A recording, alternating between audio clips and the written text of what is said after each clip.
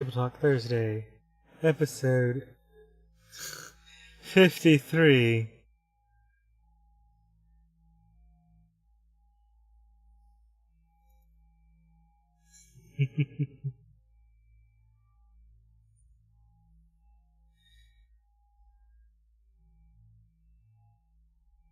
Yep.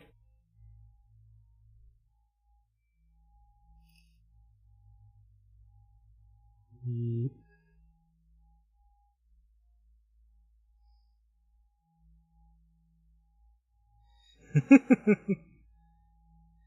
Yeah, let's see, what is this? Do I not have... I'm checking, looks like someone might have a good name. Not entirely. No? Why is it... No, it's not catching. Oh. There we go. Talk now? Test. Uno, dos. There we go. Tres. No. Yeah, no, for some reason it didn't catch. It was set to default, and then it broke anyways. Great. It does that. Welcome to OBS. Okay, so you missed his little back and forth.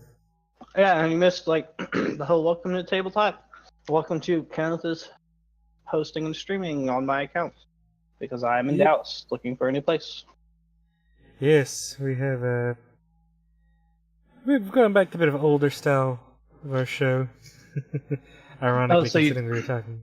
So you're taking it back to the whole webpage thing? Yeah. Unfortunately, I was actually quite busy. I did not have time to supercut. Oh. Sweet. But this will be a shorter show because we are in a transition period with Harpy moving extremely soon. And, well, yeah. So, we may have another show like this style before we get back to a bit of a more proper format. Or we might have shows like this style forever, or at least until Kenneth moves up here with me. Because it's going to be kind of weird however I do it. You know, it's going to be like this, but opposite. You know, I guess what I could do with the green screen, I can have your video, and I can have you fucking superimposed over, like in the chair next to me. Yeah, I'll just yeah, I'll just get some green fabric and throw it behind me, and then you can just cut me in. That's funny. Oh, that's so much effort, though. But that'd be hilarious. Well, I mean, I do want to set up at least a table and chair. Give me a setup on my side for my camera and such. No, we'll just fly you up every Thursday. It's fine. Man, that would get expensive. It'd be about $800 a month. Bad? That's a bit gross.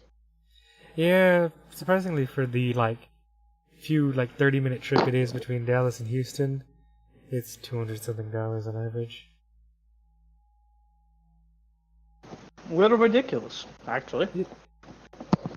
Yeah. Anyways, so on to the news. We have plenty of Russian news today because they're doing a whole bunch of shit. But to start us off, Russian spy poisoning. The nerve agent inspectors come back. Nerve agent inspectors back the UK's assessment. So as you can see here, the International Criminal Weapons Watchdog has confirmed the UK's analysis of the type of nerve agent used in the Russian ex-spy poisoning. So this was a big deal because Russia was like, well, look, this organization hasn't said shit yet, and UK is pronouncing like it already's happened. Well, now Russia has no place to talk. The Organization of Prohibition of Chemical Weapons did not name the nerve agent, however, as Novichok, but agreed with the UK's finding on its identity. And let's see, Russia, which denies that it was behind the campaign, denies it was behind the attack in Salisbury, calls the allegations an anti-Russian campaign. Foreign Secretary Boris Johnson fake news. It's fake news. This is fake news. The media's conspiring against Russia. It's all a lie. He added there remains no alternative explanation about who was responsible. Only Russia has the means, motive, and record. Which he's quite correct. I mean, this is part and parcel of shit Russia's been doing for fucking decades. You know. It's kind of funny, because no other government really has as super sketch, you know, a reputation as Russia does. Because, like, America does a lot of shit. And I mean, yeah, you can see when we put our nose into things. But Russia is always super blatant. Like, it's obvious it's Russia on certain things that happen. Or it's the CIA committing a false flag. Who knows?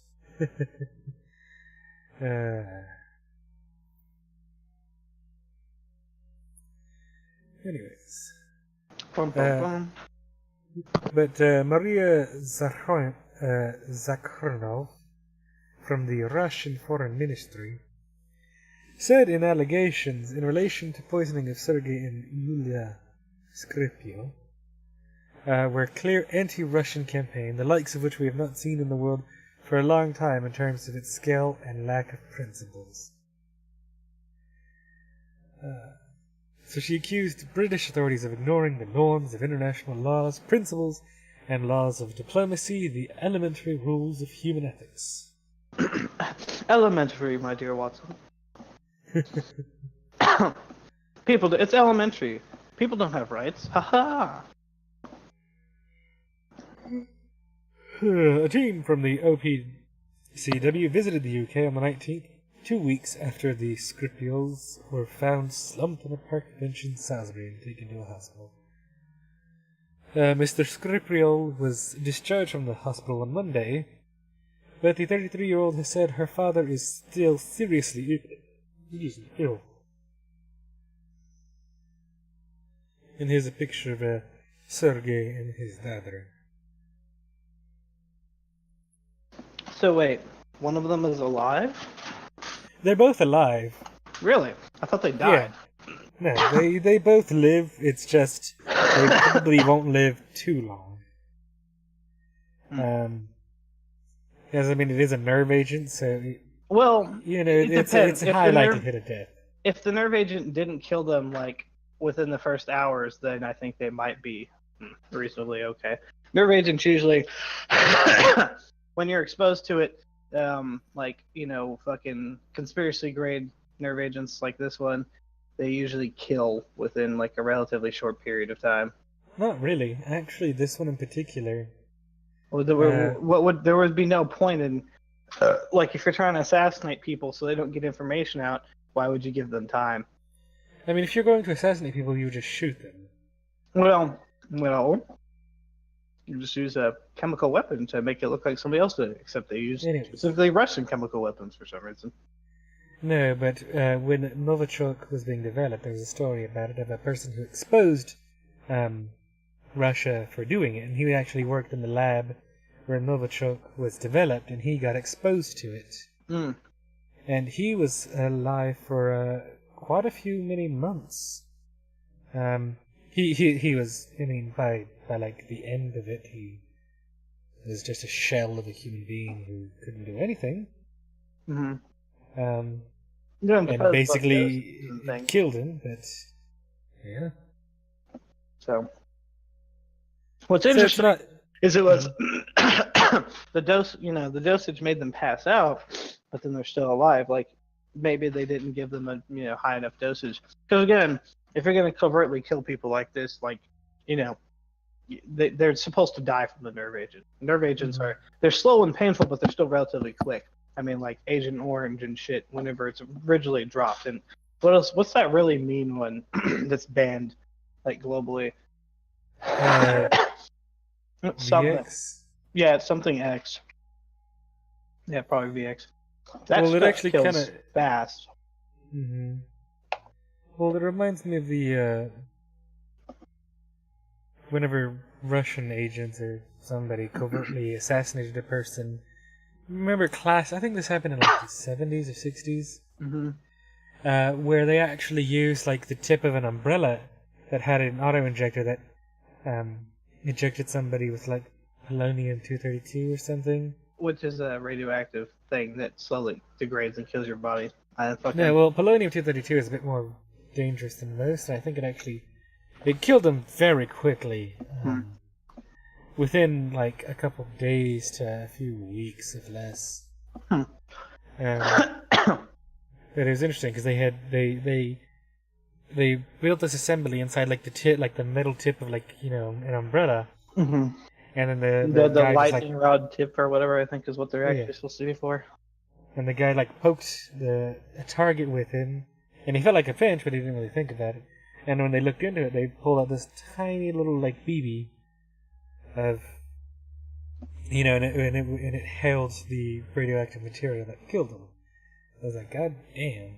It's kind of like you've seen Transcendence. You've had to have seen Transcendence, right? I'm trying to remember. And Johnny Depp playing a kind of non-Johnny Depp role.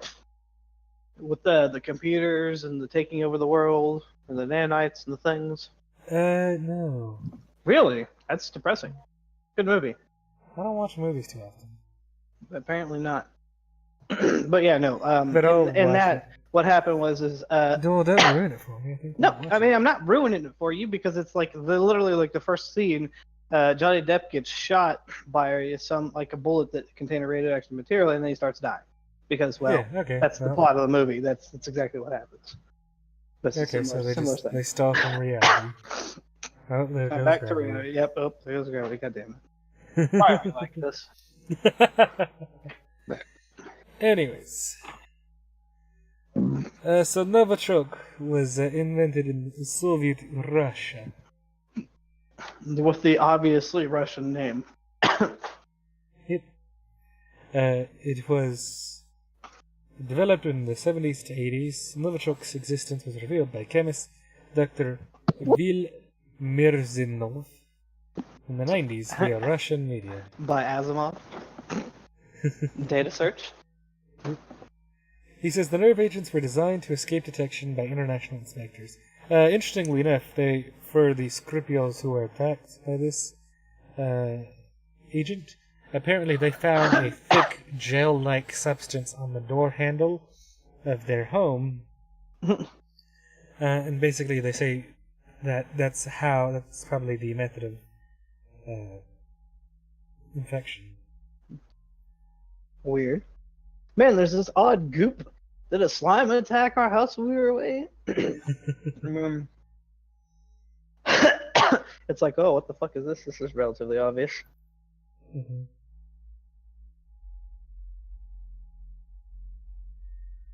Anyways, so in the summary of the report published online, the report notes the toxic chemical was of high purity.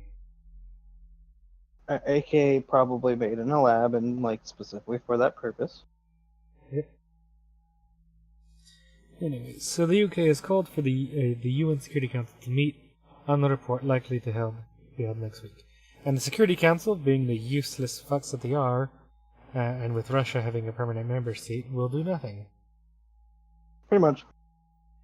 That's the bullshit thing about the UN, is that, all the members of it except for one can agree to something. And because that one member disagrees, well, nothing happens. And of course, which UN works a lot for us because, we do a lot of questionable things, but nobody ever brings us up in the security. Well, no, we've been brought up a couple times. We've been brought up, but then we just reject it. Yep. That's the thing. The Security Council's power is useless. It's all there. It's the only reason the UN Security Council exists is just so that way the big countries can stop their enemy countries from doing shit. Yeah. Essentially, against them. It's to stop the smaller countries, not even the regular. No. It's basically to stop China from fucking up. The United States and fucking over China and Russia and Europe to, hold power between them all. I mean, supposedly, yet like Putin. Yeah, as much as I'll have to disagree with some of the stuff Putin says, but some of the things he says, like the fact that he was pissed off, we were installing ICBM missiles in fucking, was it Romania or Mhm. whatever? Well, that was NATO. That wasn't the UN. Hmm. And NATO is a whole different thing. Mm-hmm. The North Atlantic Trade Organization. I knew that's what it's called. Believe so. Pretty interesting that a trade organization is putting missiles and shit in other countries. Well, I mean, real, to be real here, NATO is, us for the most part.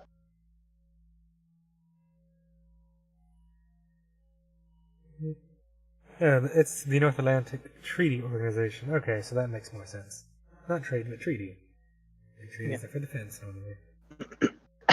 Yep. Anyways, so enough about the uselessness of the UN. Mm-hmm. Moving on to. Two. Don't you have the stories up? Oh. Yeah. I have to sit down. Ah, Lord have mercy. Uh, Russian TV mockingly prepares for nuclear war with real nuclear war instructions. Is this a legit thing? Mm-hmm. Okay. I was gonna say I've never heard of the root.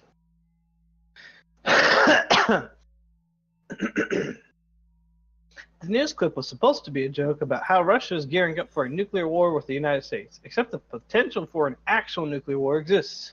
Since America is currently being run by a circus clown minus the shoes, and Russia is being run by a mafia gangster who wrestles bear shits.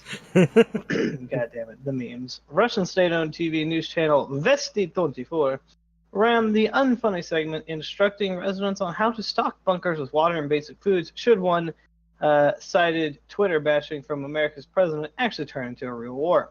In response to the chemical attack in Syria, which is a little brother to Russia, which is accurate, President Donald Trump has threatened war, which Russian officials have noted would lead to retaliation, which led the president of Hoxpitcon.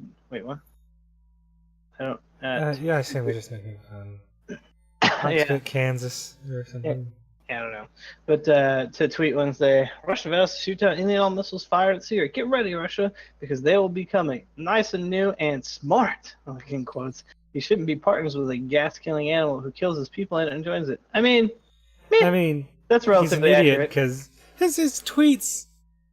He should just stop tweeting. Whenever this administration, He really should.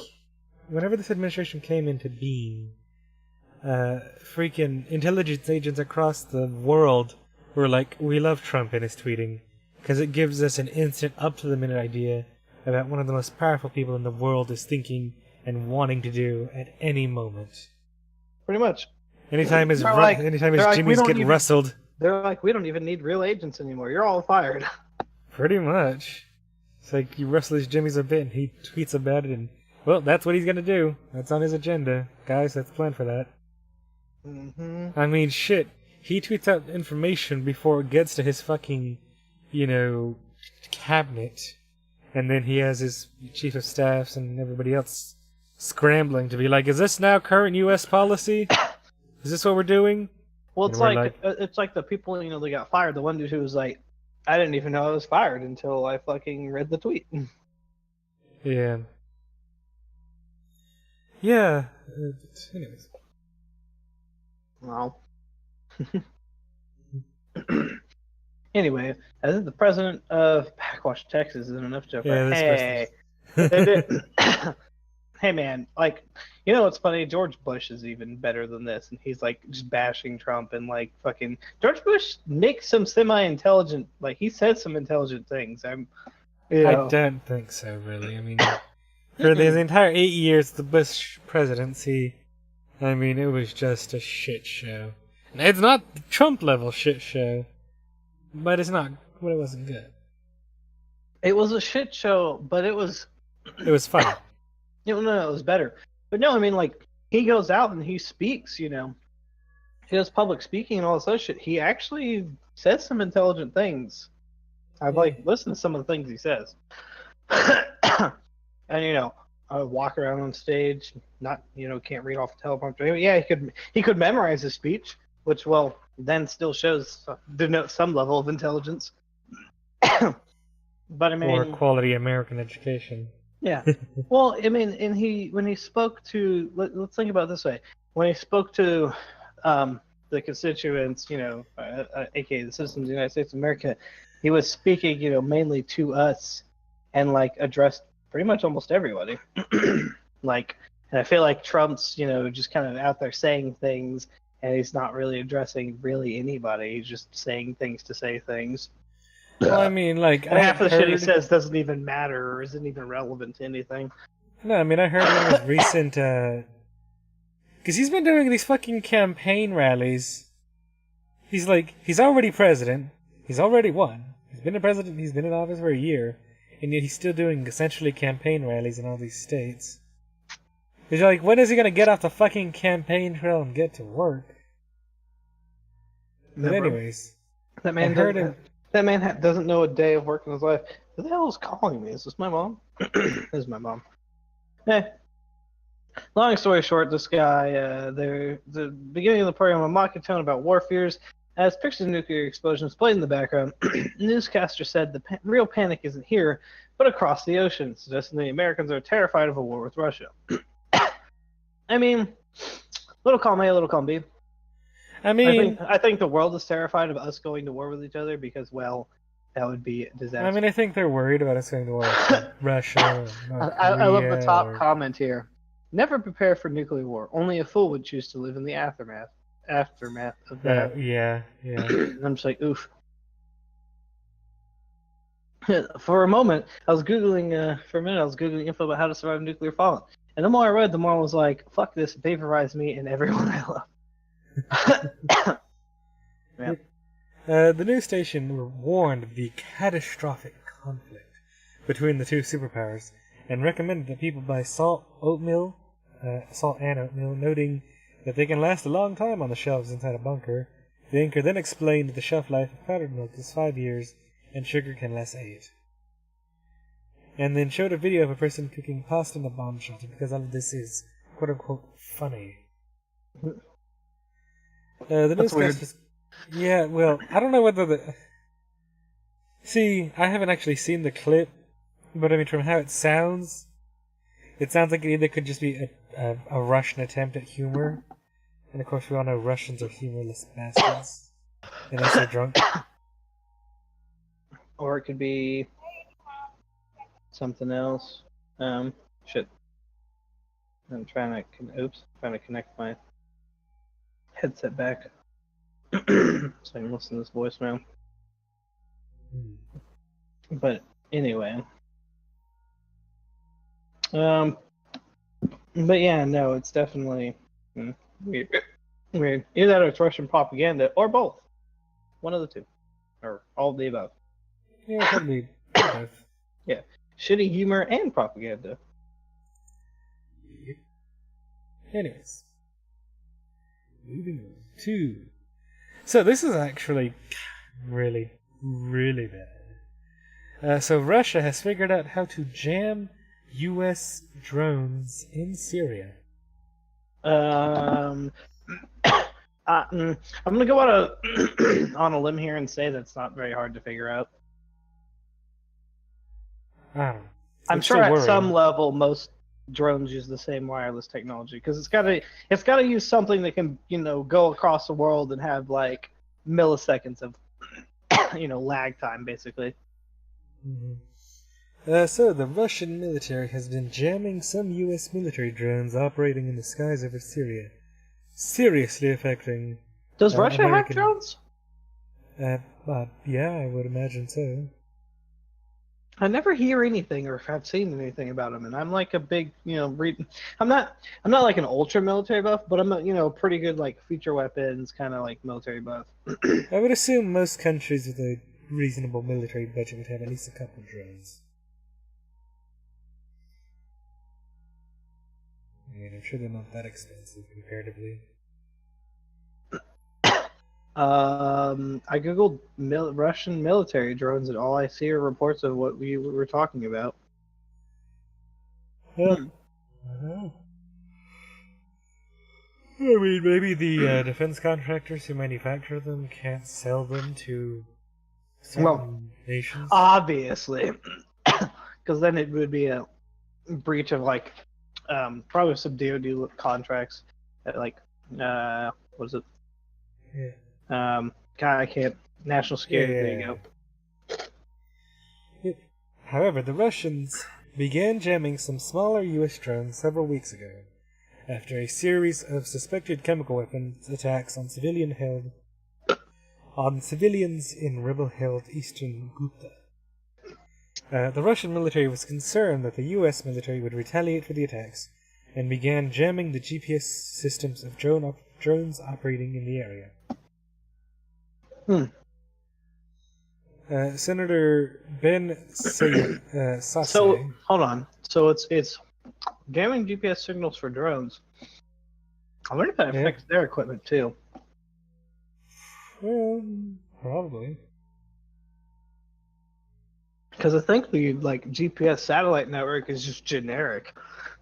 Well, there's two satellite networks. There's GPS and there's GLONASS. And GLONASS is used internationally in places like, well, Russia and Eastern Europe and that kind of area. Mm-hmm.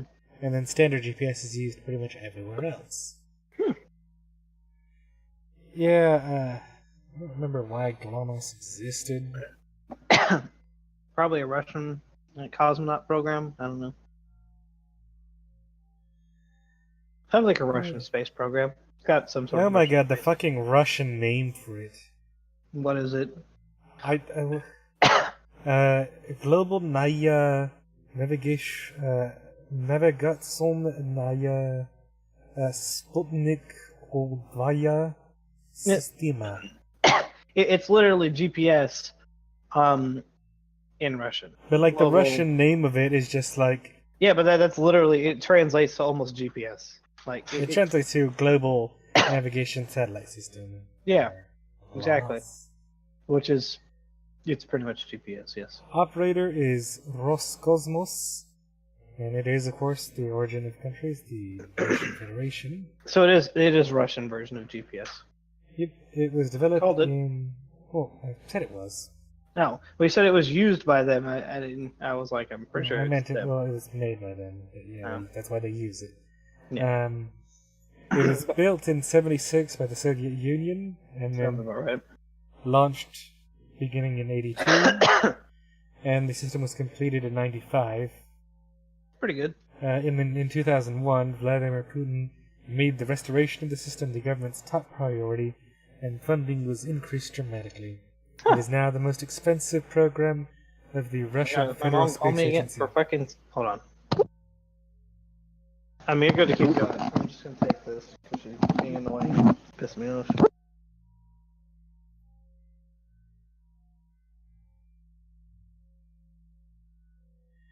Anyways. So Senator Ben Sasse of Nebraska reacted to the news of Russian scrambling Tuesday by saying Russia wants to undermine our interests at every turn. It's insane to think that Russia is anything but an adversary. Jamming... yes. Yes, absolutely. Jamming, which means blocking or scrambling a drone's reception of a signal from a GPS satellite, can be uncomplicated, according to the Dr. Todd Humphreys, Director of Radio Navigation Laboratory at the University of Texas at Austin.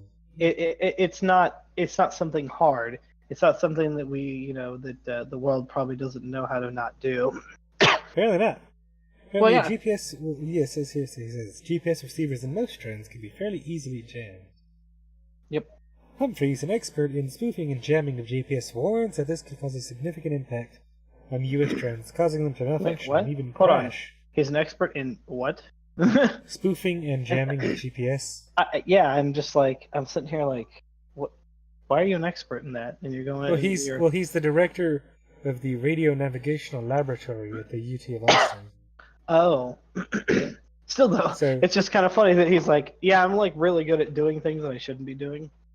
Well, I mean, he's an expert in radio navigation. It's his job to know, well, how to use these systems and then what can prevent them. Yeah, I suppose it's true. It's just like a fucking network. Whatever. with black hats and white hats and gray hats and all that jazz. Is there You even must know is there your gray? enemy. Is there gray now? Is that like because of the Jedi? Because I always knew there was white and blacks, and there's all that shit, but I didn't know there was gray. Yeah, no, there's gray hats.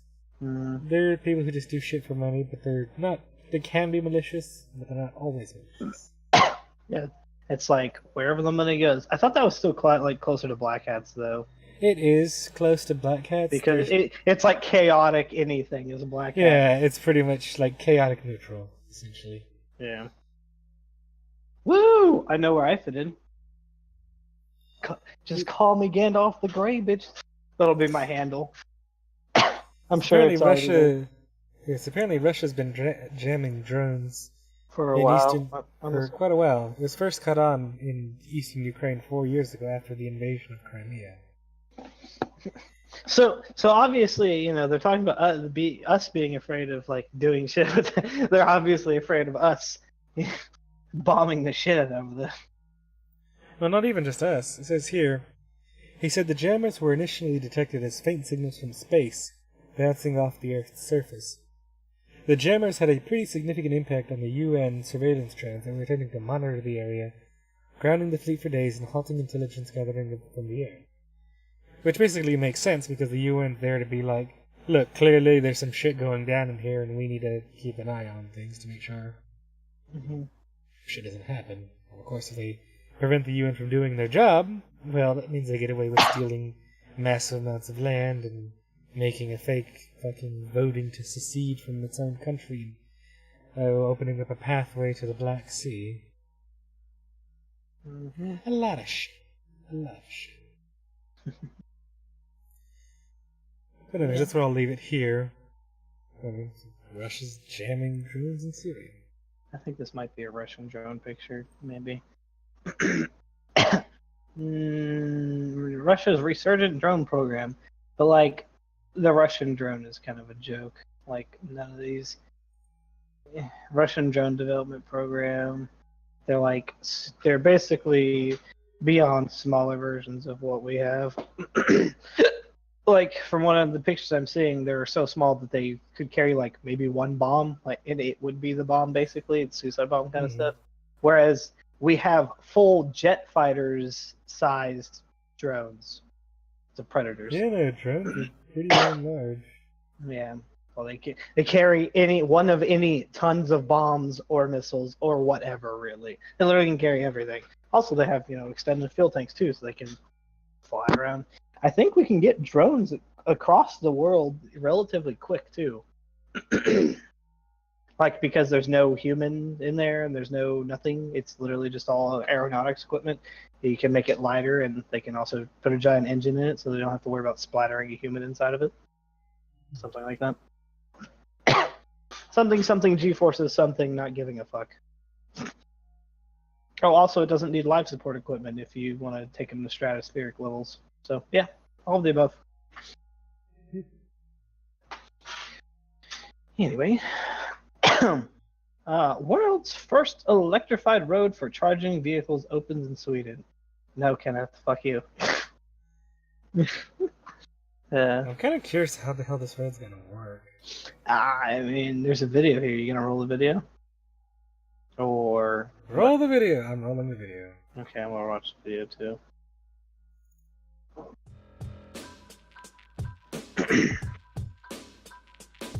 It's interesting. Okay, so there's a rail here. It basically turns the fucking vehicle into a tram. Yeah, but okay. Question mark? No, I'm saying it. So they connect to the rail, and it charges the batteries. Yep. But I'm kind of I'm wondering how the hell, like, how can that car go so straight as to stay on that rail? Or is it like flexible enough where they can move side to side slightly? You know? Yeah, that's a good question. Like, what are the tolerances? I'm pretty sure like the way that rail was built, like, sure the little thing showed a like a little magnet thing clamped on the top, but I think the cars that they were actually showing were like spikes inside of it.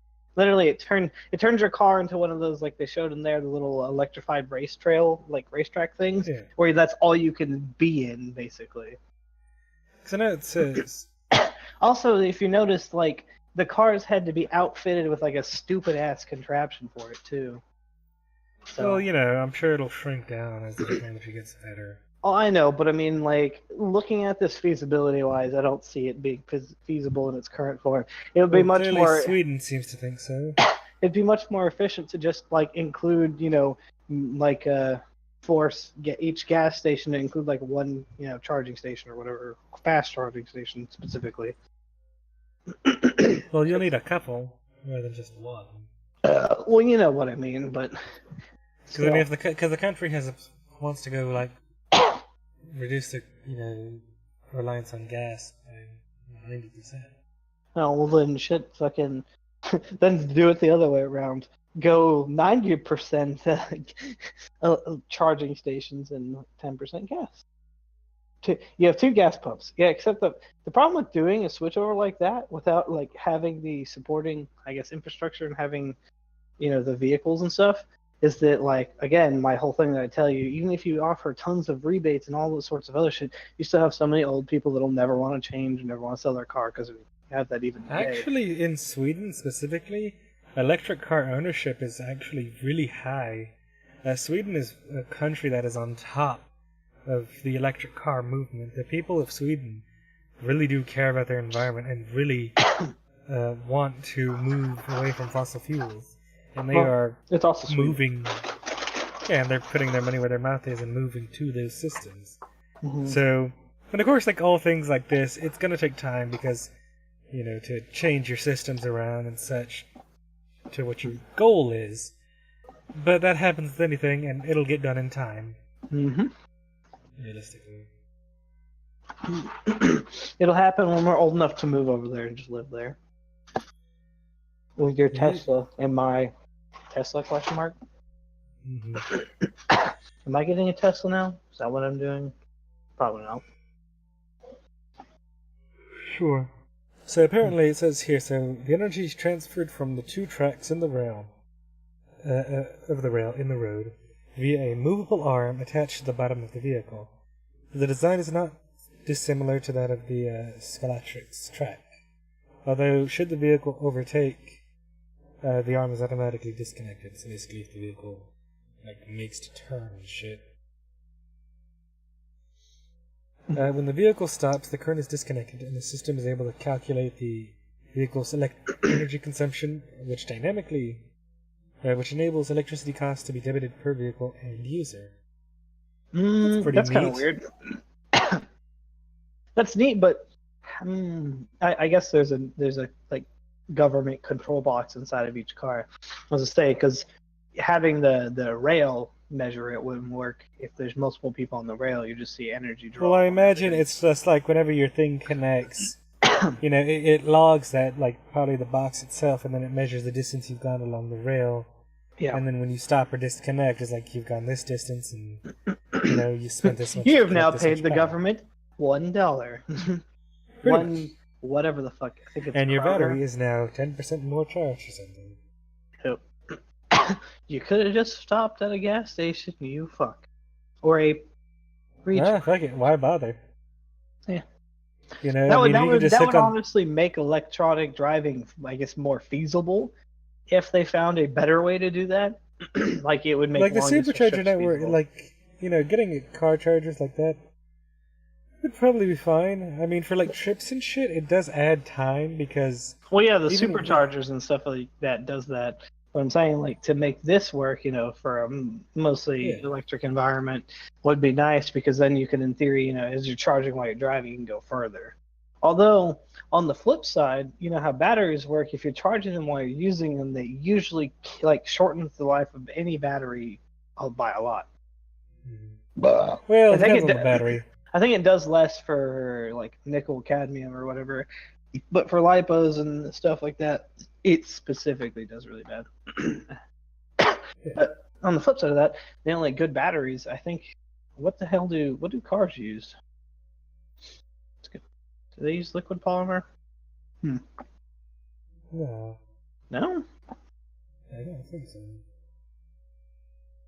I don't know. That would be the only thing that's like light enough they can carry a massive charge. I think. No. Meh. I don't know. So Tesla's using, yeah, like I thought they were, lithium ion. Mm. That's what I meant. I know LiPo does that, but lithium ions, I believe, also shorten lifespan while you charge. If you use them while you charge. I mean, obviously you can't with a Tesla or any other car. I mean, with this, they may be using a different battery type or something. Because it says here, so they want to electrify their 20,000 kilometers worth of highways. Which they said basically the distance between the two highways is no more than 45 kilometers, so the electric cars can already travel that distance without needing to be recharged. Mm-hmm. So, the other thing to note here is how much voltage is going to be going across the track. How often are we going to see people like doing stupid shit and dying? Actually, from what they said, is that there's no electricity on the surface, it says here from, I guess, one of the people behind the project. They said there's the two tracks, just like in an outlet on the wall. 5 or 6 centimeters down is where the electricity is. But if you flooded the road with salt water, and then we then found that electricity level at the surface is just 1 volt, you could walk on it barefoot. No, nice. So clearly they put thought into safety measurements. Mm-hmm. That's true. Yep. Because sweet. Good old Twisties people. Yep. Alright, you're gonna cover this next one? I guess. No. Nonprofit's $300 hepatitis C cure as effective as $84,000 alternative. What? That's interesting. Hold on. So what's the backstory here? So basically in America, because of how our healthcare works and, you know, how drug companies like to charge shit tons of money. So basically, the Hep C cures, because it takes like a couple weeks to run through its course. Mm-hmm. And it generally costs by the end of the course $84,000. That's gross. So, but of course, insurance companies negotiate it down and then blah blah blah. But end result is it still leaves patients with a huge amount of bills just for fucking that expensive ass cure. Yeah, which is in some aspects probably ridiculous. An affordable hepatitis C treatment has been shown to be safe and effective with very high cure rates for patients, including hard-to-treat cases. An intern clinical trial results that offer hope to 71 million people living with the disease worldwide. Yeah, Hep C is like bad too. Isn't it? Yep. One of them blood-borne diseases. It's bad. I mean, like you can live with it. Just it shortens your life and does. I forget exactly what it does. Like attack your immune system and cause other things. Like everything else. Anyway, the treatment is expected to cost $300 for 12 weeks or $3.50 per day in Malaysia, where trials were conducted along with Thailand, a fraction of the cost of other hepatitis C medicines produced by major drug makers, which often run tens of thousands of dollars. And what's interesting, this is Malaysia, which I believe the South Asian continent area, I believe they have a huge Hep C problem and like some sort of other STD problem. It's similar.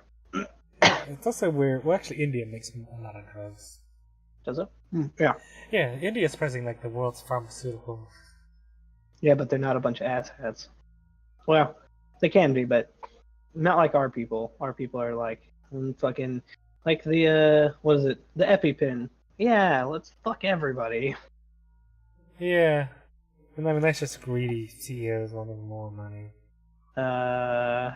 Welcome to, as much as I hate saying like the SJW things, the capitalistic agenda. The capitalism does need to be something. I don't know. It's so ingrained in our existence. It's retarded. Anyway, the Drugs for the Neglected Disease Initiative, DNDI, a not-for-profit organization, is working with the Egyptian drug maker Farco Pharmaceuticals. That sounds so illegit, though. To bring a combination treatment of two hepatitis C tablets, Radvidsavir, a new drug, and Sofobuvir, to countries that cannot afford to pay the high prices charged by U.S. companies Gilead and AbbVie. This is taking longer than expected, but has moved one big step closer with the latest results. The interim results of the phase 2 and 3 trial of 301 people will be presented in Paris on Thursday. It has been funded by the Médecins Sans Frontières, which I'm assuming is either that's, I think that's French.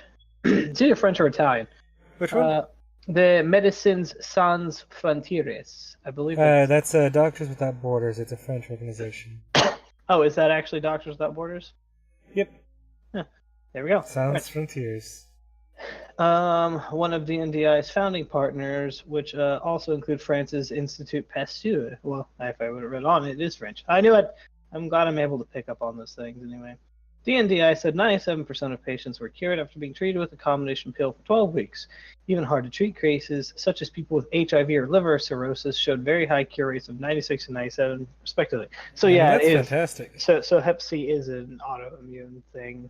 That's what I thought. I was trying to remember. It's hard to keep up with what does what, but yeah. Yeah, but I mean, clearly these results, if shown correct, are fantastic for the people of the world. And even for Americans. Hep C is a bloodborne viral infection that can lead to liver cirrhosis, aka like liver death, and cancer, and also regular death. So yeah. It affects 71 million people. Mm-hmm. Which isn't necessarily a lot on the grand scheme of all the humans in the world, but still a big amount of people in general. What happens is it spreads within the communities where it's found. Because, like I said, it's an STD as well as, I think Hep C is one of the ones that can be transferred through even saliva as well. Well, it says it's bloodborne, so... Well, it is bloodborne, but I believe it can also be transferred through saliva. I don't know, because I know Hep C happens with a lot of drug users, with the too. sharing of needles and such.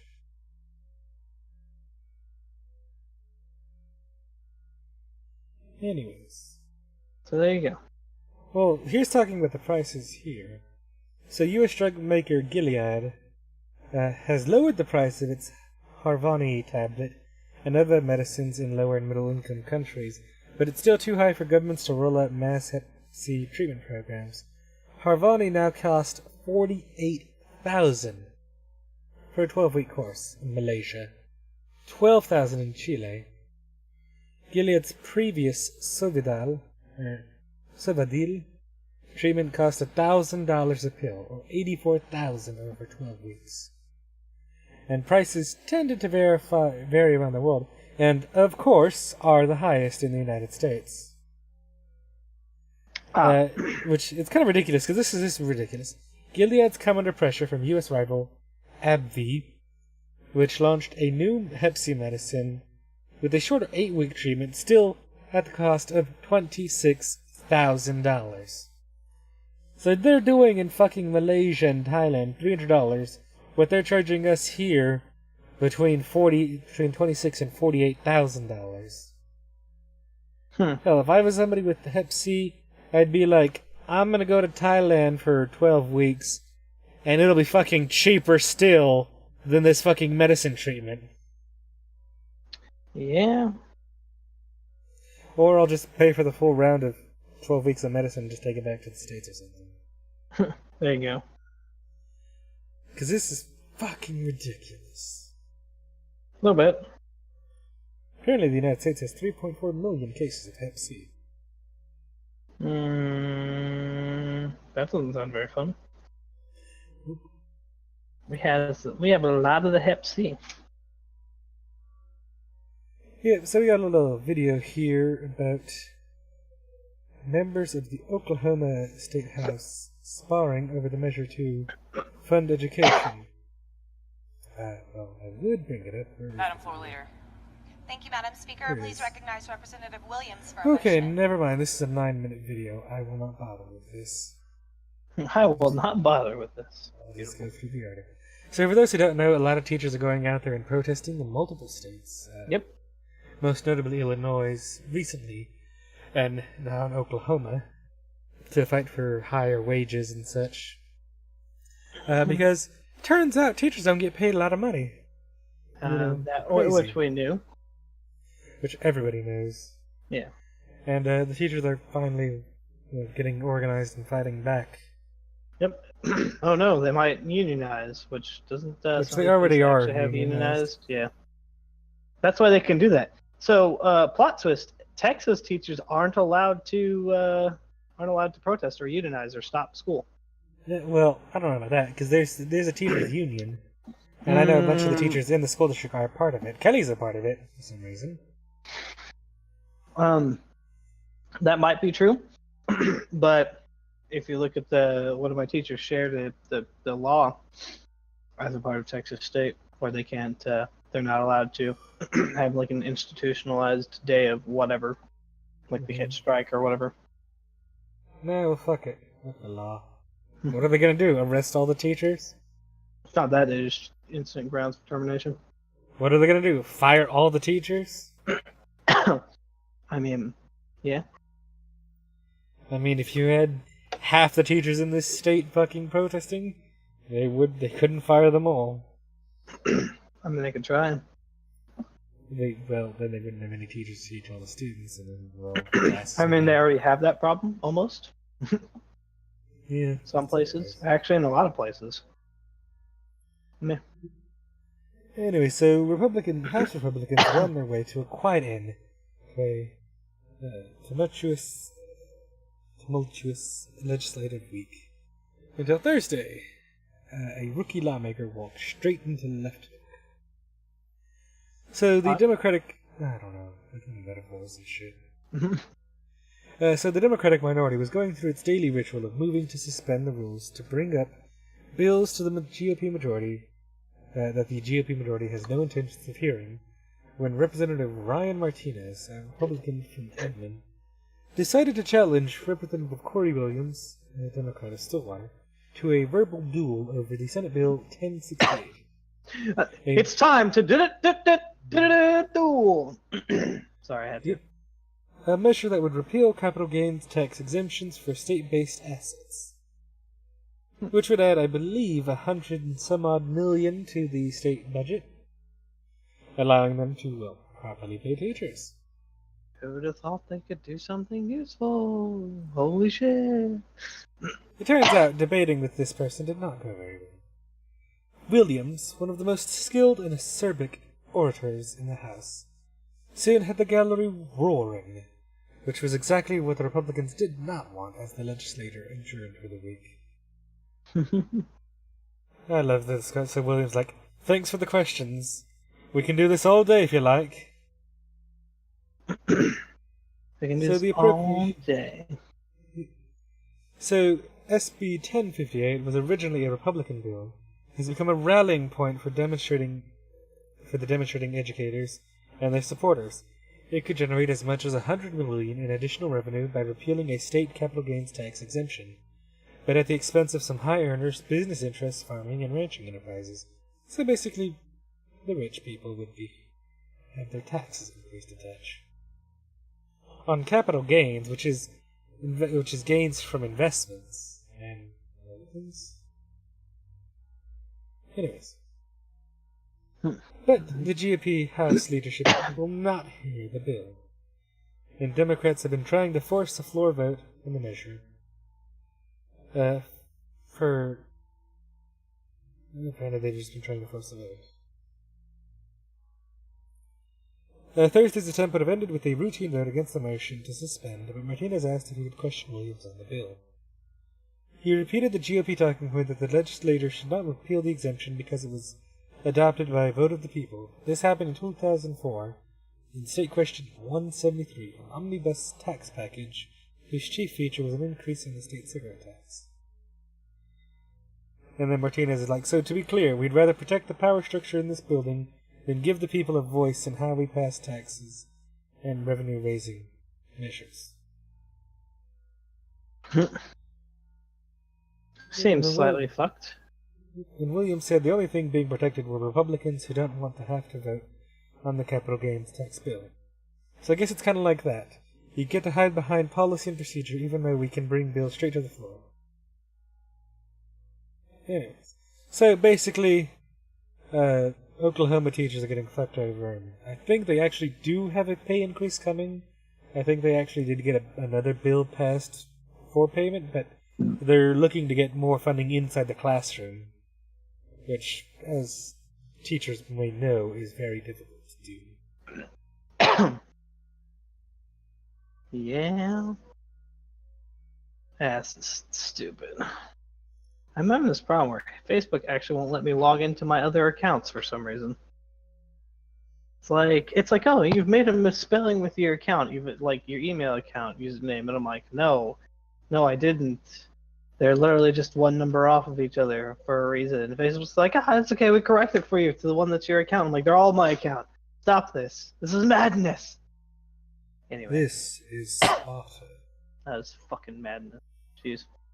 Trump proposes. No. It's weird, right? Yeah. No. What? I'm going to step away for a moment. All right. Trump proposes rejoining Trans-Pacific Partnership, the thing he just left, which was actually one of his only decent things he's done so far. President Trump, in a sharp reversal, told a gathering of farm state lawmakers, I don't know what the fuck it means, and governors on Thursday morning that the United States was looking into rejoining a multi-country trade agreement known as the Trans-Pacific Partnership, or TPP, a deal he pulled out of days after assuming presidency. Mr. Trump's reconsideration of an agreement he once denounced as a rape of our country, Lord have mercy, caught even his closest advisors by surprise and came as his administration faces stiff pushback from Republican lawmakers, farmers, and other businesses concerned that the president's threat of tariffs and other trade barriers will hurt them economically.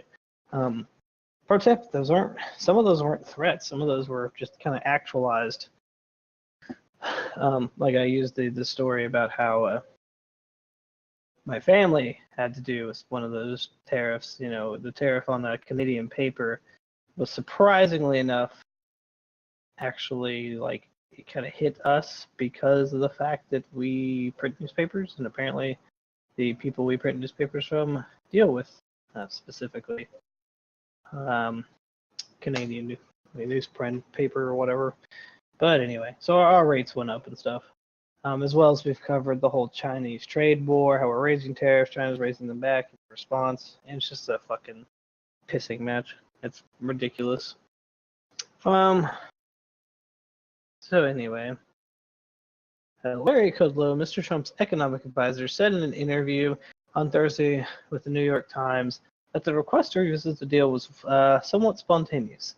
This whole trade thing has exploded, Mr. Kudlow said. There's no deadline. We'll put a team together. We haven't even done. I mean, it just happened a couple hours ago. That's pretty funny. It sounds like Trump or whatever, basically just doing his willy-nilly going on a whim thing. Mr. Trump's decision to throw out the Trans-Pacific Partnership and his pledge to tear up the North American Free Trade Agreement were bedrock promises of his populist campaign, which centered heavily on unfair trade practices that he had said robbed American manufacturers and workers. I don't know how I can say that because he should be, friends with some of the biggest businesses in the industries. But hey, Yes. whatever. However, but anyway, that's basically the story. Trump being Trump and reneging on something. It's fairly normal. Okay, on to, and this is pretty interesting. So, ex-speaker Joan Boehner. You talked to former. Did you say Boner? Shut up. It could be Boehner. Lord have mercy. Actually, it could be Boner. Yeah, it could possibly be it. Boehner. That's definitely Boner. I'm gonna go with Boner. Yep. Because that's not Banner. There's no way it's Banner. There's no A. Even in German, that doesn't make an A. Anyways. So yes, ex-speaker John Boehner. I think it's Boehner. I don't see how it's Boehner either. There's no A. I'm Fucking, there's nothing there. well, he's an asshole anyway. So John Boehner joins marijuana firms advisory board. So this is actually a really big deal. What? Because John Boehner, Speaker of the House, was a major Republican, and he was vehemently, of course, against marijuana for forever. And then so now he's with marijuana? And so now to be joining a marijuana firm, yeah, he's pro-marijuana now. They probably got him high, and he was like, dude, this shit is good. Everybody should experience this. No, they just probably paid him money. That's how that works. That too. I mean, it's actually very traditional in how it works, is that senators and congressmen, when they're done being senators and congressmen, they go work for these lobbyist firms, and they pay them absorbent amounts of rates. And they just go talk to their friends in Congress, because, of course, their friends and coworkers have been working together for decades and such. So it's super easy to be like, hey, dude, I work for these people now, and they want you to do this, and since we're good friends, and you know it's a good idea, because we're friends. Because we're friends. Hey, friends. Freedom. Freedom train. Yep. So, the marijuana industry has a new spokesman, John Boehner. The Republican former Speaker of the House has joined the advisory board of Acreage Holdings, a company that... I just want to point out something really weird. I have to take a picture of this microwave. This microwave is huge. You could fit, like, almost a whole Domino's pizza box in this bitch. I've never seen a microwave this big in my life. It's huge. Anyway, carry on. Okay. I just had to say that because it's just, like, ridiculous. So a company that cultivates and processes and dispenses cannabis across 11 U.S. states. All of the above. Boehner's endorsement, after saying 9 years ago that he was unalterably opposed to legalization. And then somebody threw a good amount of money at him, and he's like, I am unalterably for marijuana. That's what I meant to say. Could be considered a watershed event. Marijuana has gone mainstream, which it truly has. It really has. I mean, the American people, I think it's 57% of them want marijuana legalized, or 60%. It's a pretty good number of people. Yeah, dude, we want to smoke weed every day. Pretty much. Over the last 10 or 15 years, the American people's attitudes have changed dramatically, he said in an interview. I find myself in that same position. Well, it's actually higher. 64% of Americans, including a majority of both Republicans and Democrats, want to legalize it.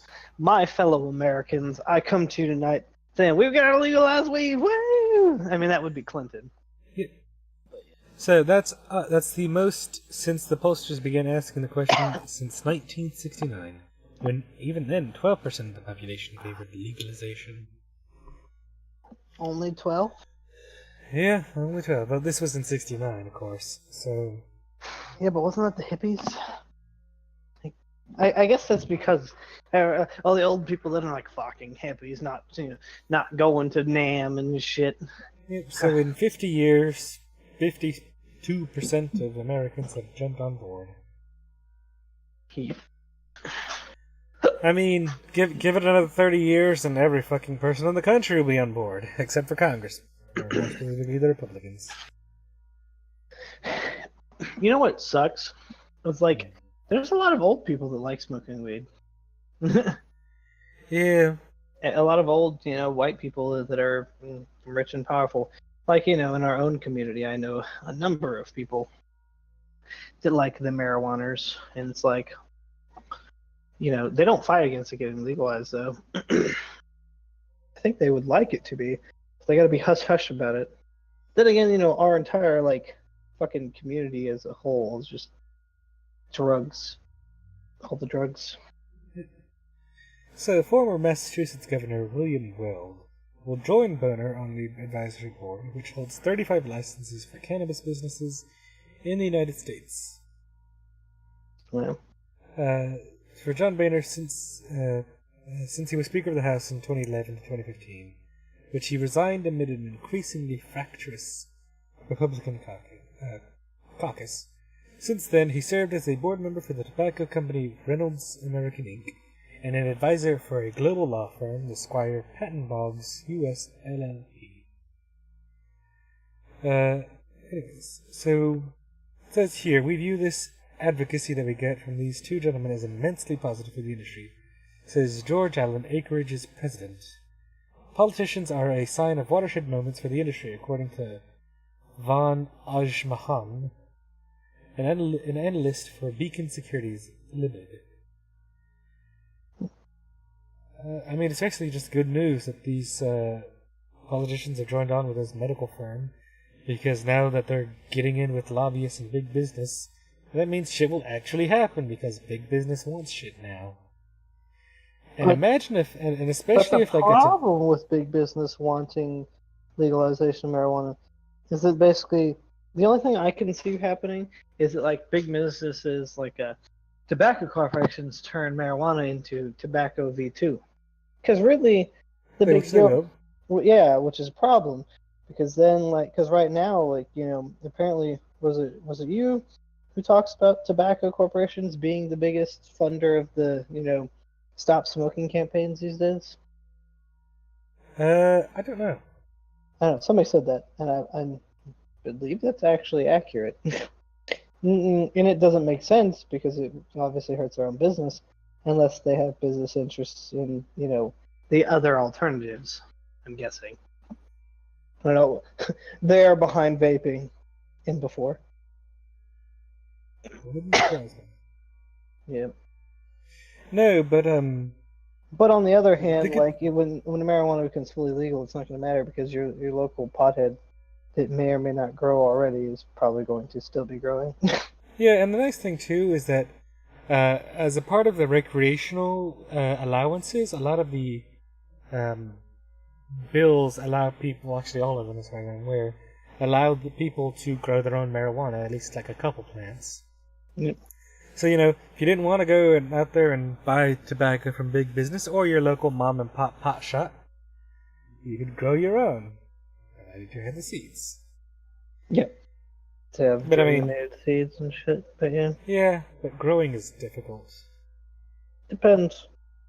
Depends on soil, depends on what you buy for a setup. True, but also, Not you know, that like, I you can would get know so or many anything. wide varieties of different strains, indicas, sativas, and Well, yeah, flavors and that's the such. stuff you can go buy. That's like, Yeah, I know, but I mean, it's a lot easier. You just, you know, because you don't gotta wait for it to grow. You can just go out there and get it immediately. I mean, you can get it and smoke it and then also grow it. It's a little pet project. Yeah. It's kind of like growing in a vegetable garden, except you're going to smoke it all later. the devil's lettuce. Yep, but I mean, it's gonna go legal. I see it within the next 10 years. Yeah, I think it's a good number. Years. So yeah, I would agree with that. So essentially, by 2030, 12 years, we'll give it 12 years. By 2030, I expect marijuana will be legal across all 50 states. Yeah, that or be legal across, like, yeah, a majority. Now, when Texas decides to at least get their shit together, I feel like that would be within the next 5 years, in all honesty. Like I said, there is a good bit of support in Texas. It's just... well, I mean, Texas is becoming a purple state. Well, I mean, we have the liberal Mecca, also known as Austin, which is our state capital. Yeah. So yeah. But I mean, like, if you look at the polls, I mean, it's pretty like 50-50 between Democrat and Republican. Again, that was, you know, during last year's stuff. It might change if the Republicans get, you know, non-shitty candidates for once, or well, Democrats get non-shitty candidates too. If there was a good candidate that people actually liked on either side, we'd see change. We'd see real poll results. The whole, like, thing, the numbers we saw last were like, what's, you know, lesser of two evils. Although in hindsight, you know, maybe Hillary wouldn't have been so bad. I just don't know. Something about Hillary, and it might be a part of the like, you know, Republican brainwashing, but I just didn't want to vote for Hillary. But to be fair, on the flip side, I only wanted to vote for Bernie Sanders, so eh. Mm-hmm. And as all the old people say, it's because you guys wanted free shit. It's like, well, that's not necessarily wrong. Really, I wanted free shit, but on top of that, well, I mean, free isn't free. We understood that it'd be coming out of our taxes. Yeah. It's not like we think. It's not like we think it comes out of thin air and is just magically produced. Well, see, I think... Which is what they think we think. I think of it as free as in, like, it's, we have a chance to get it, for the people that are less fortunate and whatever, we have the chance to go to school or whatever. It's reduced it's like it's everybody free for pays, those people. Everybody pays their fair share into the system. Yeah, I know, but it's like... I don't want to use the language free. I'm still using free. It's universal. What is it? Universal education is the proper term, anyway. Well, it's just kind of like universal healthcare. It's like a universal community college or whatever, basically, which is totally fine and dandy. Do trade schools and stuff, because other countries already do that. Basically, Germany does that. Like, instead of going to high school or whatever, they only go to high school, I think, for 2 years technically, and then they automatically get, they go to trade schools and stuff depending on what they want, which is cool. I don't know about this. I do. They don't have a standard 12-year, like, whatever. Like, at the end of their 12 years is they go to trade school or community college. They don't have 12 grades like we do. I only know that because, again, remember, I have the German waifu. So, yeah. There we go. Trump's Homeland Security Advisor, Bossert, resigns on Bolton's request. Michael Bolton. No. U.S. President Donald Trump's Homeland Security Advisor, Tom Bossert, has resigned at the request of new National Security Advisor John Bolton, an administration official said on Tuesday, making the latest departure from the White House a senior advisor. So in kind of weird. Just over a year, I believe they said nearly 60% of Trump's A-team, the best of the best, the people who are going to drain this, aren't a part of the swamp and are going to drain it, and, they're the best people, the best men and women this country has to offer, have resigned, quit, or have been fired. Yep. Bossert, who was a former deputy national security advisor to former President George W. Bush, had overseen the Trump administration's response to the Hurricane Maria disaster in Puerto Rico, as well as cybersecurity policy. Ooh, what's with the cybersecurity policy? An official said Bolton, who started his new role on Monday, urged Bossert's departure. The president is grateful for Tom's commitment to safety and security of our great country, which is his quote. White House spokeswoman Sarah Sanders said in a statement. Tom led the White House efforts to protect the homeland from terrorist threats, strengthen our cyber defense, and respond to an unprecedented series of natural disasters, she said. A source close to Bolton said other departures might be upcoming as the new national security advisor builds his own team in some sectors, which makes sense. You get in, you build your own team. It's the bad part of business, I guess. Or they come in and they just immediately wipe out everybody that's there or something like that. Yeah. It's very depressing because, like, it basically happened with us in a nutshell at work. Kind of. Things like that.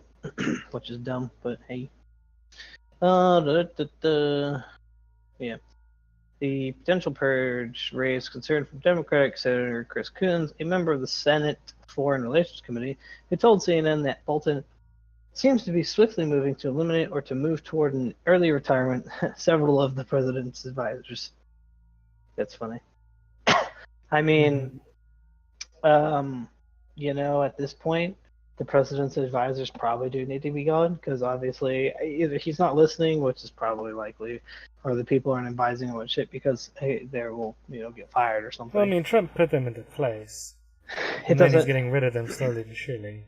I mean, and the thing is, Bolton may be wanting to get rid of the president's advisors in a bid to increase his own power and connection to the president. Own the presidency here, essentially. I guess. Anyway, Jamil Jaffer, a former chief counsel to the Senate Foreign Relations Committee and associate counsel to Bush, said it was a huge mistake to force Bossert out. It really is. So what happened? Did the original dude get, forced down by Trump and then this dude took his place? Yeah, essentially. Oh, great. Of course. Tom is a very smart and highly skilled national security leader who has been a beacon of principle, capability, and discipline in an otherwise chaotic White House, he said in a statement, letting Bossert go at a time of heightened threats and when there's significant churn on the overall national security team. He said another unforced error. And yeah. And it goes on to talk about, he's what part of the large list of departures and things, but I'm not really gonna go into that. We've kind of touched on it, and we touch on it every fucking time something happens anyway. So I'm gonna skip the next story because it's just talking about Oklahoma again, and we already covered that once. Mm-hmm. Instead, moving on to man of 70 reported school shootings as diversions before robbing a bank, according to the FBI. Yeah, that's some fucking Sea of Thieves shit. I'm down. Or Den of Thieves, I mean, there we go. Some Den of Thieves shit. Hot. So a man reported an active school shooting and other emergencies as diversions before he robbed northern Michigan banks at gunpoint, according to the FBI. I'm like, you know what sucks about the Studio 6 too?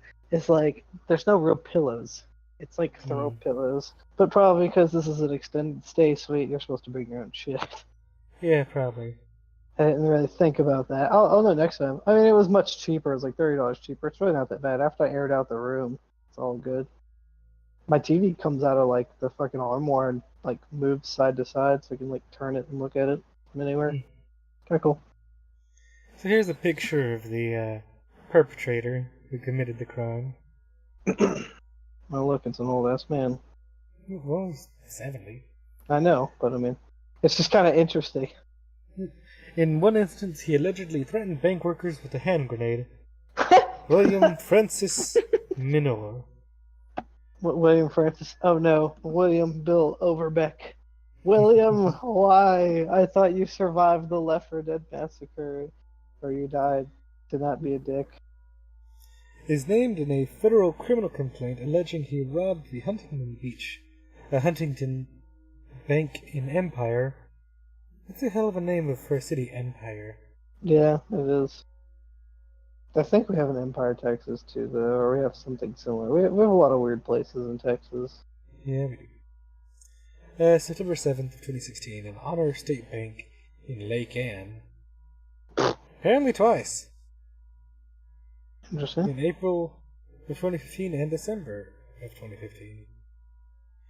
FBI Special Agent Larry Stewart Jr. said many police agencies were involved in the investigation, which originally led to charges in state court. The robber used a silver .38 caliber revolver in each of the holdups. FBI Special Agent Larry Stewart Jr. again wrote in the complaint, and Minor has a registered .38 caliber revolver.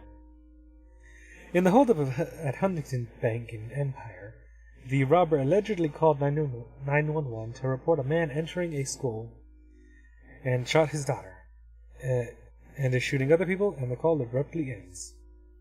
Which is pretty clever to divert police resources to a school. Yeah. Especially when all the school shootings are, like, in right now. Sad to say, but, like, yeah. Well, this was in, like, 2016, but school shootings are Oh, I guess that's true, too. I mean, not the children. Lord have mercy, anything happened to the children, but whenever we could pass things and we could fucking help children out or we could do anything useful for children, no. But oh no, save the children. That's always the thing. I remember I made that joke at school too, you know, whenever I was working there. I was like, oh no, with the children. So, a chorus of people familiar with Minor identified the voice as his in the Huntington Bank diversionary calls, including bank employees, land contract vendees who were purchasing Minor's property, Minor's sister, and the mother of Minor's children, Minor's daughter, and Minor's co-worker. Basically, everybody around him and everybody he could possibly know is saying that it's him. That's funny. About 30 minutes before the Huntington holdup, Minor was recorded on a surveillance camera at Art's Tavern in Glen Arbor as he walked around the parking lot looking at cars wearing black gloves. He got into a Kia Soul and drove off. Wait, he stole a random car? Yes. Damn, in another vehicle, this dude's methodical. That's pretty good. I like that. An automated telemet at an ATM showed a Kia Soul which matched the description, coming into town before the holdup and leaving towards Glen Lake afterwards. Police also linked Minor to the 2015 holdup. So he had basically gotten away with it for a while, didn't he? Yeah, no, I mean, he did. That's pretty fucking good. Props, man. Props, old ass man. This man fucking did good shit. Obviously, fucking with the bank's money meant you were fucking with the federal government's money, which means the FBI is going to come in and they're going to fucking. The government likes their money. They like to not pay out other people. Yeah, the Secret Service will probably be investigating. I thought it was just FBI that does that. Well, if it's money, the Secret Service normally gets involved. Really? Because for those who don't know, the Secret Service is actually part of the Treasury Department. Their job was literally originally to protect money moving across the country. And then they got into presidential protection. But they do also investigate financial crimes. Correction, they got into politician protection in general. It wasn't just the president. They protect other politicians as well. I know, but their primary role is to protect the president. And former presidents. Yeah, which ends, actually. They stopped protecting former presidents or whatever after Nixon? I think it was Clinton. Clinton, yeah. Clinton was the last president to get lifetime protection. The rest of them get protection to, I think, like 4 to 8 years. Yeah, it's just kind of funny. It's like, I got lifetime protection, bitches. Well, I mean, presidents, also do get, lifetime health care of the best kind. I believe they also get the same pay for life as well. The whole 400K or whatever. I don't know about that. I believe that's supposed to be lifetime as well. I don't know. I'd have to double check that. Anyways, so apparently in the second holdup of the Honor State Bank, a World War II era pineapple-style hand grenade I knew it. was used by the robber to force employees away from the vault. The police found similar grenades in his abandoned cabin. He also apparently wrote multiple notes, which his writing style came up because it was quite unique. Which, for the folks at home who can see this picture here, it is very unique. Certainly the Y's, the L. Yeah, I haven't even been looking or paying attention. I was laying in my bed the whole time. It's great. I get to do that. Very distinct style. Let's see if I can load the picture. Anyway, so that about covers it for this story. Alright. Bank robbing. FBI raids office of Trump's longtime lawyer Michael Cohen. Trump calls it disgraceful. Well, we talked about this before on Discord, me and you. But anyway, the FBI raided. There we go. The FBI raided the Rockefeller Center office and Park Avenue hotel room of President Trump's longtime personal lawyer Michael D. Cohen. Fucking high tech. Anyway, on Monday morning, seizing business records, emails, and documents, including graphic film actors. I mean, at this point, everybody knows it's Stormy Daniels. I don't know why I just didn't say that, but anyway, Mr. Trump, in an extraordinarily angry response, obviously, of course, lashed out hours after what a person briefed on the matter said was an investigation into possible bank fraud by Mr. Cohen. Mr. Trump accused his own Justice Department of perpetrating a witch hunt and asserted that the FBI broke into Mr. Cohen's office. That's probably accurate to some degree. And welcome to, I guess, the policing system of the United States. That's not really a witch hunt. No, I don't care about the witch hunt, breaking into people's houses and shit. Oh, yeah. I mean, with warrants, obviously. But they had a warrant. It's what it amounts to. Witch hunts are also a thing too. Like that stuff's really accurate. And it was approved at the highest level. But that stuff's accurate for police in just general, though. True, but sometimes. I mean, with the FBI, there's the president who spoke at the White House before meeting with senior military commanders about a potential missile strike on Syria called the FBI raid a disgraceful situation and an attack on our country and intrusive. Seriously? Yes, they're attacking me. They're attacking my family. I'm feeling personally attacked. That's worth the country's attack. Oh my god. It's not clear how the FBI entered Mr. Cohen's office. I'm assuming through the door. Yeah, I was gonna say, probably through the fucking door. God damn it. I'm just laughing at that part. But agents had a search warrant, and typically would have presented it to office personnel to be let in. The documents identified in the warrant date back years, according to a person briefed on the search. The prosecutors obtained the search warrant after receiving a referral from a special counsel in the Russian investigation, Robert S. Mueller III. I didn't know he was the third, but anyway, according to Mr. Cohen's lawyer, who called the search completely inappropriate and unnecessary. The search does not appear to be directly related to Mr. Mueller's investigation, but most likely resulted from information that he had uncovered and gave to prosecutors in New York. In a straight against the FBI, Mr. Trump mused about the possibility that he might soon fire Mr. Mueller. Last June, the president vented eternally about wanting to fire Mr. Mueller, but was talked out of it. I mean, if you keep firing investigators, I feel like somebody's just going to bring up an impeachment charge based on, you know, if they fire Mueller, it's actually caused what they say is a constitutional crisis under the technical definition, which actually doesn't even have a definition. But basically, they're saying it's basically the president overstepping his bounds so greatly that it's actually a threat to the nation, kind of thing. That, in a sense, which is accurate, and it definitely is. If they fire Mueller for the investigation, or if he attempts to get rid of like Rod Rosenstein as well, who's overseeing the Mueller investigation. Yeah, and it's true. No, it absolutely is true. And that's why all the Democrats and even a good amount of Republicans are saying if he does this, he will be, the proceedings will begin. Yeah, and it should. Either that or again, he should be impeached on, even if it's not that special thing you're talking about, impeached on obstruction of justice, like any other normal person. You get brought up on obstruction of justice charges for fucking with investigations. Like any other, like every other human being, that's a part of the United States. So anyway, that's all that I really feel like covered for that. That's most of it. All right. Pick anything else out?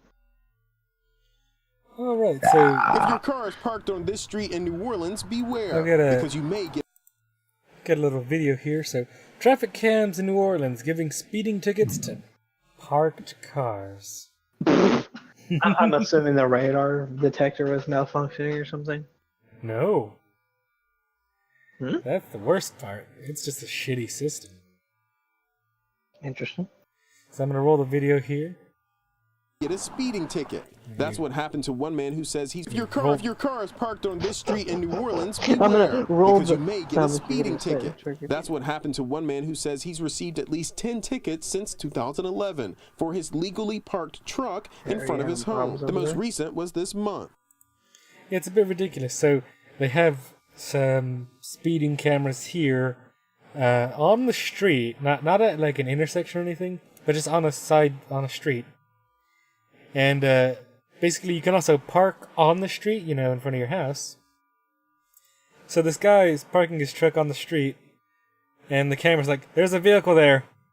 It's probably speeding, even though it's just literally standing still." And moved the camera back towards the neutral ground. His wife and sister also received tickets. Schultz says they were all thrown out. I have no faith in the system, to be perfectly honest with you. The city told a local news station that it's working to make sure the mistakes don't happen again. I'm guilty. I mean, it sounds like a useless system where it captures the stopped car. If it was in front of the mayor's house, he'd take care of it. Willie James Inman, Fox News. A little bit. Yeah, no, he's basically saying that it got to be so bad that he was given the number of a person in the traffic office that he could call directly to take care of it. That's pretty funny. But he's gotten multiple tickets ranging between $75 and $100. And also his wife and sister who parked there have also received tickets. And it shows up as speed 0, which is ridiculous. Speed 0. You're getting a ticket you can be ticketed for going under the speed limit. I guess the camera's accurate then. That's fucking funny. So apparently this problem exists all throughout the city, Schultz says. When I went down there in 2013, an elderly gentleman was in the same situation. Wouldn't surprise me. I mean, if a system is this shitty that it captures a parked car for a speeding violation, it doesn't surprise me the entire system is a piece of shit. The system is failed. Alright, so you're gonna cover the Sinclair Solutions thing? Since you're just rolling a video.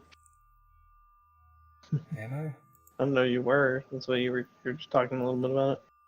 Yeah, I don't know. Well, let me roll this video here, and then that'll give us a lead into Maybe I should roll this video too, because I'm interested. the Sinclair attack video. Need to load it so I can fucking... Where is it at? So, for the people who don't know, Sinclair Media is the biggest.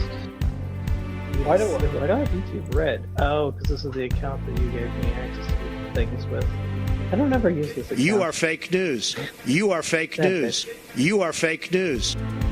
So they're talking about so-called fake news, but Deadspin called out the Sinclair Broadcast Group for manufacturing their own fake news. The sharing of biased and false news has become all too common on social media. More alarming, some media outlets publish things they simply aren't true without checking facts first. This is extremely dangerous to our democracy. So Sinclair is the nation's largest broadcaster, controlling hundreds of stations around the country, and I think about 50-something% of the media of all Americans. Only 3/4, my bad.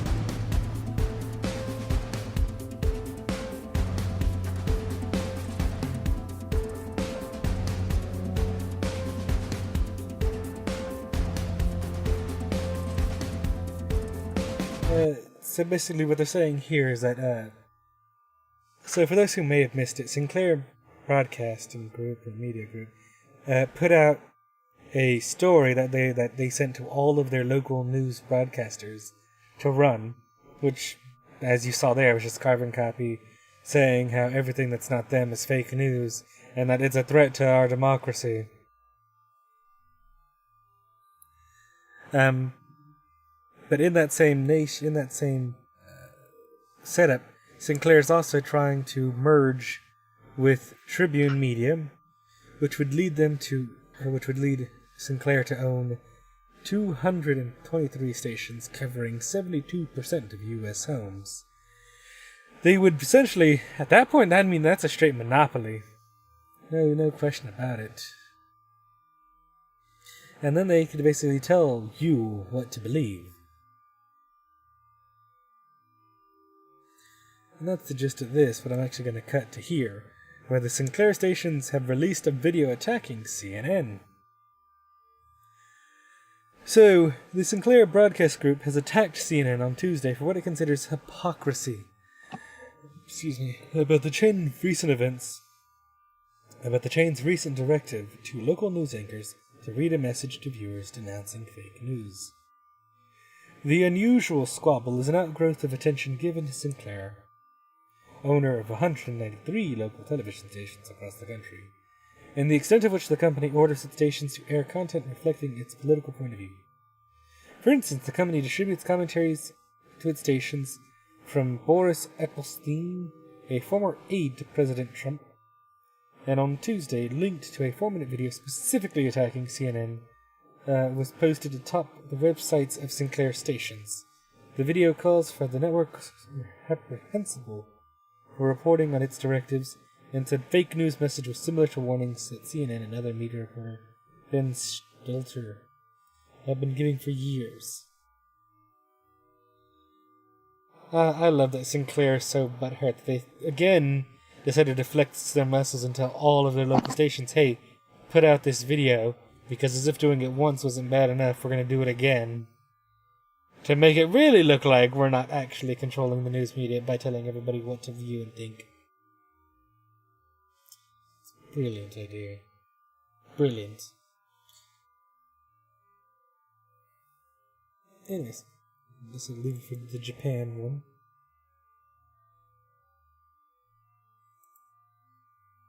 Weird. No, I was just watching the video through. It's different. So what? Oh, what you just skipping the Sinclair thing or what? No, I already talked about it. Oh, the FCC should investigate Sinclair or whatever Yeah, thing. I Oh, was so talking about so the two video and that. The thing two were together. Yeah. Okay, that makes sense. Japan Times. Oh yeah. Japan team maps semi-infinite trove of rare earth elements. Ooh, really? Japanese researchers have mapped vast reserves of rare earth elements in deep sea mud, enough to feed global demand on a semi-infinite basis. The fuck is a semi-infinite basis? Anyway, according to a new study, the deposit found within Japan's exclusive economic zone waters contains more than 16 million tons of the elements needed to build high-tech products, ranging from mobile phones to electric vehicles, according to the study released Tuesday in the journal Scientific Reports. So, what would that be? Silver? Lead? What, the rare materials? The rare material, yeah. No, man. Fucking rare earth, neodymium. Or neodymium. Because basically the world supply of neodymium is controlled by China. Like, the world supply. Like, everything.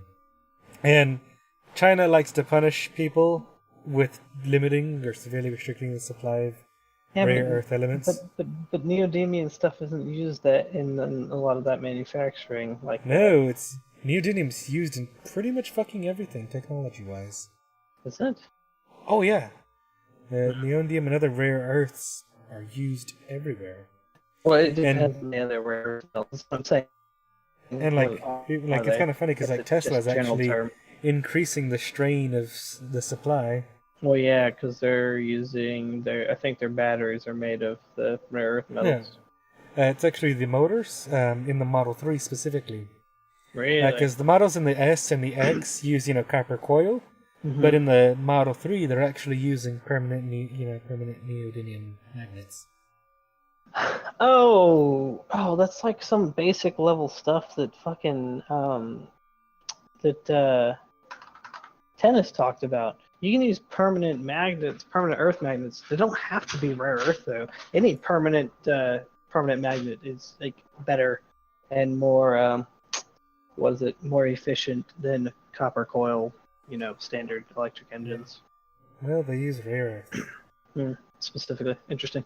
But yeah, no, I think the other one that you could do is I think it's like a clay type thing.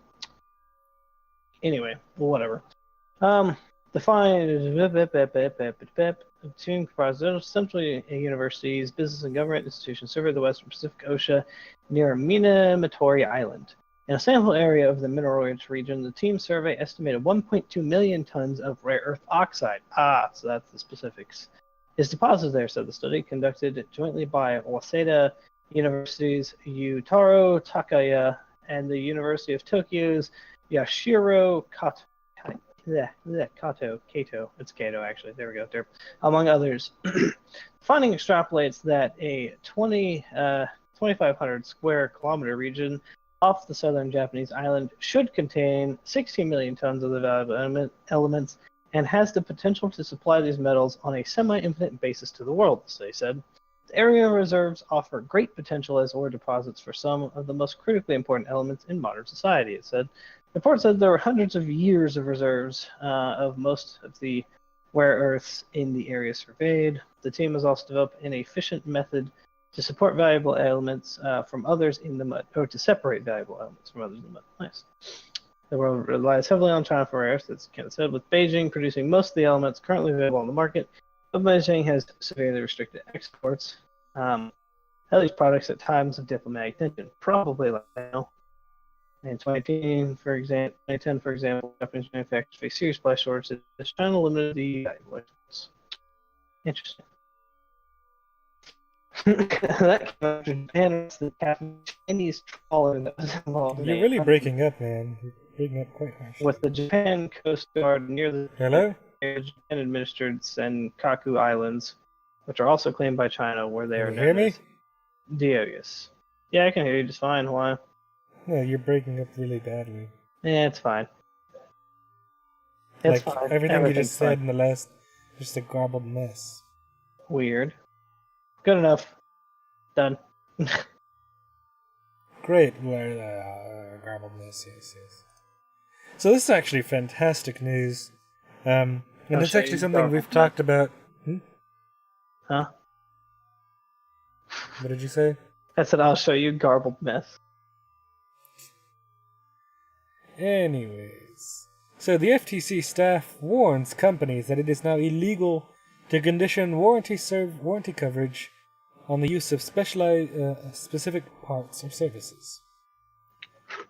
So it says here, the FTC Commission staff has sent warning letters to 6 major companies that market and sell automobiles, cellular devices, and video gaming systems in the United States. The letters warn that FTC staff has concerns about the company's statement that consumers must use specified parts or service providers to keep their warranties intact. Boom, shakalaka. That's fucking finally the news we wanted to hear about things. So unless warters provide parts and services for free, or receive a waiver from the FTC, which I doubt they'll get, such statements generally are prohibited by the Magnuson-Moss Warrant Act, which is actually an old law. But isn't that the same law where you can't, like, that the warranty Yes, that's the warranty stickers law. Yes. Yep. Well, yes. And for so long, nobody's really been able to challenge it because it's, people on off. But with the FTC involved in actually acting on it, this will actually bring a stop to all that. Which means I can finally go remove all those stupid warranty is void stickers.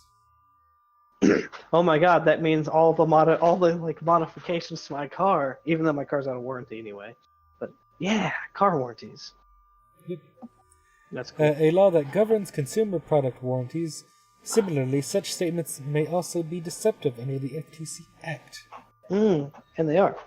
Yep, so each company use different language, but here's some examples of questionable provisions. The use of blank, company so am I names. good, by the way?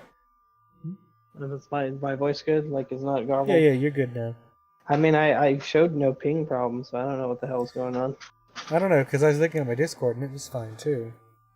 I'm at 13 milliseconds, baby. I'm at 10. How are you at 10? I don't know, I was at 10. There's no way you're at 10. I'm at 10. Actually at 11 right now, but... I feel like it's not possible. Why shouldn't it be? Because you're not here. I am fiber. I had fiber too, but it was never that high. I'm at 10. That low. It's weird. Just roll with it. Anyways. So the use of blank company name parts is required to keep your manufacturer warranty and any extended warranty intact. That's bullshit. Warranty shall not apply to this product if blank is used with products not sold or licensed by the company. So basically, if you use a third party like a dock for something or another, then the warranty's void. iPhones maybe? Well, it's actually kind of like what happened with the Switch. So basically, apparently there was an update that happened for the Switch, and it basically literally bricked people's Nintendo Switches if they used a third-party dock. Like, before this update, they'd been working perfectly fine. You mean a non-shitty dock? And then, it's one of those big third-party manufacturers of shit. Mm-hmm. No, but I'm making jokes. I'm like, you mean a non-shitty dock that won't scratch up your fucking Switch and do all these other things? But Nintendo pushed out the update, and then everybody's Switches just started randomly getting bricked, and Nintendo's like, well, you should have used ours, even though everything was fine before then. I think Nintendo just killed everybody's Switches. Intentionally. Mm-hmm. And then, so what's gonna happen? Like, then you'd be like, hey, this bitch should still be under warranty. Is there a warranty on the Switches? Yeah. Anyways, and finally, the warranty does not apply if this product has had the warranty seal on the product altered, defaced, or removed. So all those warranty stickers are fucking no good. Not that they ever were. But fuck you now, Sony and Microsoft and everybody, Nintendo and everybody who uses warranty stickers to protect their shit because you don't want people going in there and being able to You know, fix the honestly, shit. as much as I want to like shit talk at everybody, I think everybody does that except for Dell. I don't think I've seen Dell warranty stickers. But I've seen stickers on HPs and stuff for many, many years, but I've never seen them on Dells. I don't know. So also, Dells were like the beginning of user serviceability. That's why they had the toolless designs and shit. So, the provisions that tie warranty coverage to the use of particular products or services harm both consumers who pay for more for them, as well as the small businesses who offer competing products and services. Yes. Says the FTC's acting director of the Bureau of Consumer Protection. The FTC staff has requested that each of these companies review its promotional and warranty material to ensure such materials do not state or imply warranty coverage is conditioned on the use of specific parts of service. In addition, FTC staff request that each company revise its practice to comply with the law. The letter states that the FTC staff may review the company's websites after 30 days and that failure to correct any potential violations may result in law enforcement action. So this is fantastic news for consumers, and it is a good day for the It people. sounds like the FTC is actually doing something useful. Yeah, I'm really excited to see this because I can bet you because it said it hit automobile, cellular devices, and video game systems, which means it probably hit Sony, Microsoft, and you know the big one it probably hit was Apple. Yep. Because for the longest time, Apple's like, you open up your device, you can only take it to your Genius Bar. And I know there's that one big Apple repairer on YouTube who's like, this $2 part. I think is what it is. I'm pretty sure it's iFixit. I think iFixit. No, this guy runs his own like cell phone repair shop out of New York. Oh, but like there's a YouTube where they sell all the parts and the kits to do everything for super cheap. No, this is a guy who like does it as a job, and he like records videos like, here's how to do this shit. And he's like, see this here, this $2 chip that takes like 10 minutes to replace. Apple's gonna charge you $200 plus for it. Or actually, he was saying that they charge like $400 for it because it's like a level 4-3 repair, which is bullshit. Lewis something or another? I mean, if I look him up, I can find him. But this is going to be really good for him and his business, because then Apple's going to be forced to either give the warranty service for free or sell the parts, or give the parts for free for the repair. Because it says here, unless warrantors provide the parts or service for free, then they cannot do those limited things. So, fuck off. Anyways. Excuse me. Moving on to the last story of the day, the evening.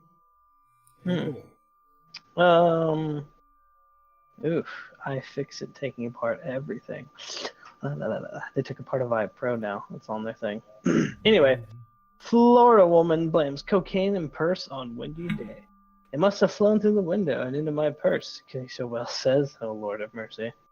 Kenesha Posey, 26, was one of two passengers in a car that was swerving in the roadway when it was stopped by Fort Pierce police March 21st. According to the police report, an officer approached the car and smelled an odor of marijuana coming from inside. During a search of the car, the officer found cocaine and marijuana in separate bags inside a purse that Posey had on her lap. When questioned about the drugs, Posey admitted that the marijuana was hers. Police said the cocaine was a different story. I don't know anything about any cocaine, Posey said, according to the court. It's a windy day. It must have flown through the window and into my purse. Posey was booked into the county jail on one felony count of cocaine possession and a misdemeanor count of marijuana possession. She was later released on bond. Oh, that's great. And then here's the more weird news headlines from this place. Man tells police heroin is daily vitamins, and it shows a picture of the bag of crushed up brown stuff.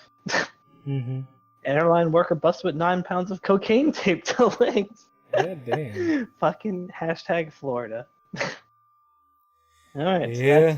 That's been your weekly news, and this is from those of us here at the Table Talk Thursday crew. As usual, I am your host. Wait, your wife likes them too? Interesting. Our brother _1, also known as David, and my co-host there, Reigning Death 909, also known as Kenneth. Thank you for joining us this evening, and check us out again next week at 8 p.m. for Table Talk Thursday. And also on Tuesdays at 7:30 CST for the Anime Talk Show, where they talk about the anime seasonals episodes that come out, and every other week they have a guest on. Yep. So again, thank you all for catching us, watching. Have a good night. And good evening.